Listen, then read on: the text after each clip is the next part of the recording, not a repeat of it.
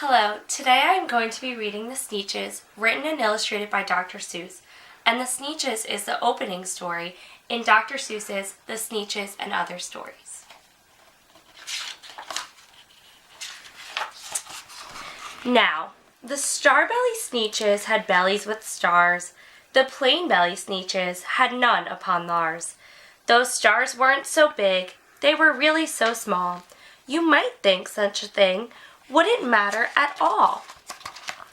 But because they had stars, all the Starbelly Sneetches would brag, "We're the best kind of Sneetch on the beaches."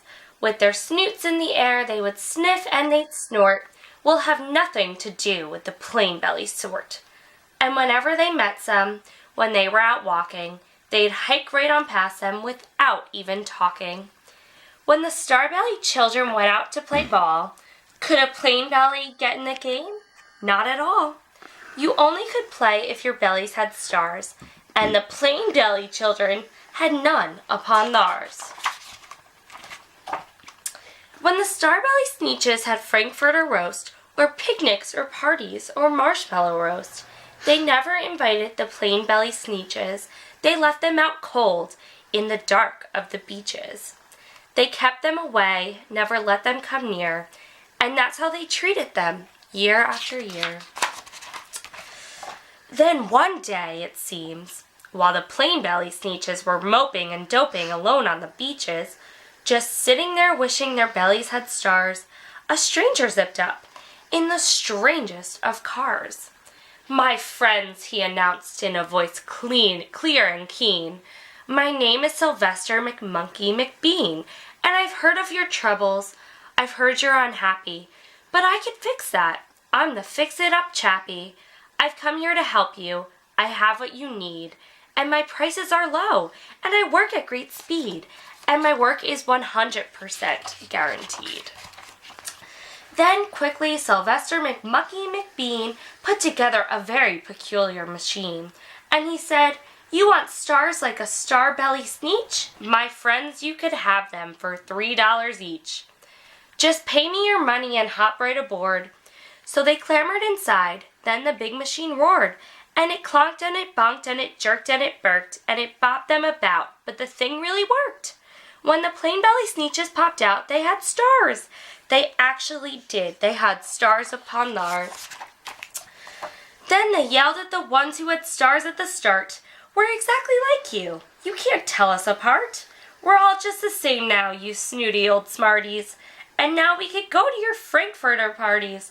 "Good grief," groaned the ones who had stars at the first. "We're still the best Sneetches, and they are the worst. But now, how in the world will we know," they all frowned, "if which kind is what, or the other way round?"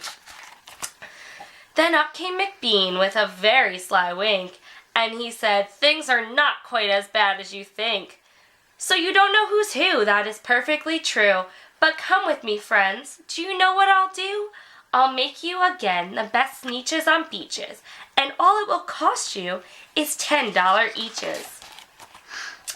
"Belly stars are no longer in style," said McBean. "What you need is a trip through my star-off machine. This wondrous contraption will take off your stars, so you won't look like Sneetches who have them on theirs." And that handy machine, working very precisely, removed all the stars from their tummies quite nicely. Then, with snoots in the air, they paraded about, and they opened their beaks, and they let out a shout. "We know who is who. Now there isn't a doubt. The best kind of Sneetches are Sneetches without." Then, of course, those with stars all got frightfully mad. To be wearing a star now was frightfully bad. Then, of course, old Sylvester McMonkey McBean invited them into his star-off machine. Then, of course, from then on, as you probably guess, things really got into a horrible mess. All the rest of that day on those wild screaming beaches, the fix-it-up chappie kept fixing up Sneetches, off again, on again, in again, out again. Through the machines they raced round and about again, changing their stars every minute or two. They kept paying money, they kept running through, until neither the plain nor the Starbellies knew whether this one was that one, or that one was this one, or which one was what one, or what one was who. Then, when every last cent of their money was spent, the fix-it-up chappie packed up and he went.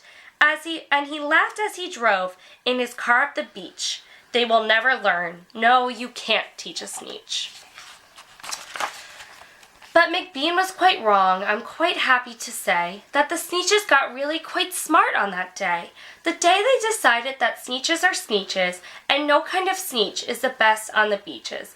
That day, all the Sneetches forgot about stars and whether they had one or not upon theirs. The end.